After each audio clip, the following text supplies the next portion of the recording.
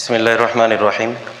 পৃথিবীর মধ্যে আল্লাহ তাআলা যত মানুষ সৃষ্টি করেছেন তার মধ্যে সর্বশ্রেষ্ঠ সৃষ্টি হলো আমাদের রাসূল সাল্লাল্লাহু আলাইহি ওয়াসাল্লাম।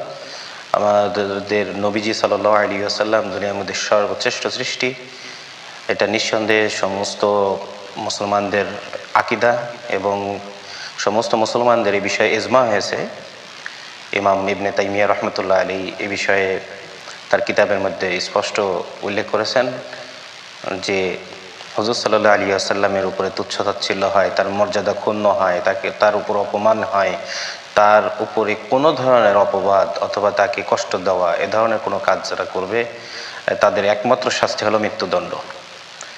বুখারী শরীফের মধ্যে এবং সিরাতের কিতাবে যে কিছু রিওয়ায়াতগুলো আছে, এই মক্কা বিজয়ের পরে হুজুর সাল্লাল্লাহু আলাইহি ওয়াসাল্লাম বিভিন্ন মানুষদেরকে বিভিন্ন বাসা এবং বিভিন্ন উপত্যকায় যারা আশ্রয় নিবে তাদেরকে সাধারণ ক্ষমা করছিলেন, কিন্তু 15 থেকে 17 জনকে সাধারণ ক্ষমা করছিলেন না। তাদেরকে যেখানে পাওয়া যাবে এমনকি কাবার গিলাফ ধরে থাকলেও তাদেরকে হত্যা করতে হবে এই কথা বলেছিলেন। কিন্তু দেখা যায় যে 15 থেকে 17 জনের কথা বলছিলেন তার মধ্যে অধিকাংশই তওবা করে ফিরে আসছিল। তো সুতরাং যদি কেউ, এবং এরা সম্পূর্ণই রাসূল সাল্লাল্লাহু আলাইহি ওয়াসাল্লামকে তুচ্ছ-তাচ্ছিল্য করা, তাকে অপবাদ দেওয়া, তাকে খাটো করা এ ধরনের অপরাধী ছিল। তো এর থেকে বোঝা যায় যে কেউ যদি নিজ থেকে তওবা করে নেয় তো তাকে সুযোগ দেওয়া হবে, কিন্তু তাছাড়া সুযোগের কোনো রাস্তা নেই। একমাত্র শাস্তি হলো তাকে হত্যা করা। আবু দাউদ শরীফের মধ্যে একটা রিওয়ায়াত আসছে যে একজন বাদী এরকম রাসূলুল্লাহ সাল্লাল্লাহু আলাইহি ওয়াসাল্লামের শানে খারাপ খারাপ কথা বলতো, কবিতা আকারে বলতো। তো একজন ব্যক্তি, তিনি অন্ধ সাহাবী ছিলেন, তাকে বারবার মানা করছেন, এরকম করতে করতে তাও শোনে না সে। তো একদিন সে তার বাদীকে হত্যা করে।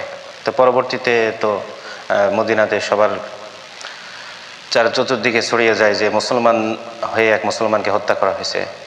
তো ওই অন্ধ সাহাবী যখন এই ঘটনাটা খুলে বললেন যে আমি এই জন্য তাকে হত্যা করছি, তো হুজুর সাল্লাল্লাহু আলাইহি ওয়াসাল্লাম রায় দিয়ে দিলেন যে তার রক্তের কোনো মূল্য নেই, অর্থাৎ সে মুমিন নয়, সে তো ইসলাম থেকে খারিজ হয়ে গেছে।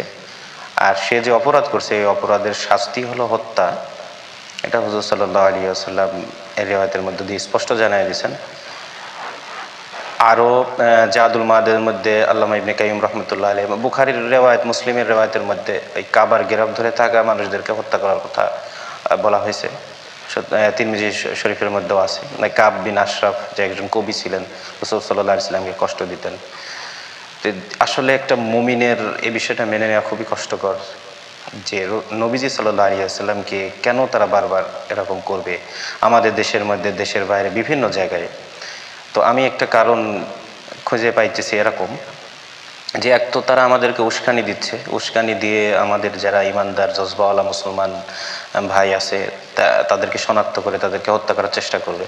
আর দ্বিতীয়ত হলো আমরা মুসলমান, আমরা আমাদের আজকে ইয়াং জেনারেশন, আমাদের ভাই বোনেরা আজকে রাসূলুল্লাহ সাল্লাল্লাহু আলাইহি ওয়াসাল্লাম আদর্শ থেকে দূরে সরে যাচ্ছে। সুতরাং তারা সুযোগ পেয়ে যাচ্ছে এই বিষয়টা বেশি। যদি আমরা আমাদের আদর্শের উপরে মজবুত থাকতাম, নবীজির আদর্শের উপরে, তাহলে কোনো বাতিলের চক্ষু উঠায় তাকানোরও সাহস হতো না রাসূলুল্লাহ সাল্লাল্লাহু আলাইহি ওয়াসাল্লামের দিকে, কথা বলা তো দূরে থাক। সুতরাং আমাদের তওবা করে আমাদের আদর্শের দিকে ফিরে আসি ইনশাআল্লাহ তাআলা।